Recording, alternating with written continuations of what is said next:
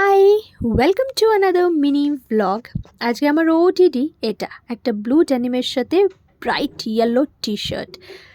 ছোটোবেলায় বন্ধুবান্ধবরা রাগাতো ইয়েলো পরলেই, কী বলতো বলো তো, ইয়েলো ইয়েলো ডার্টি ফেলো। এখন আর বড় হয়ে গেছি, কেউ বলে না। যাই হোক, লাঞ্চ টাইমে লাঞ্চ করে গেলাম একটু ম্যাক্সে সঞ্জয়ের জন্য একটা টি শার্ট কিনবো। রাখি তো কালকে, তাই ওর জন্য একটা এখান থেকে টি শার্ট পছন্দ করে নেব।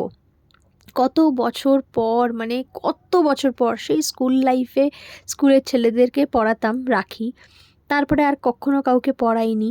এখানে আসার পর আমি একটা ভাইও পেয়েছি, ওকে কালকে রাখি পরাবো আর ওর জন্য একটা টি শার্ট নিলাম। ও ইউজুয়ালি একটু হোয়াইটই ভালোবাসে, ওই জন্য হোয়াইটের মধ্যেই নিলাম।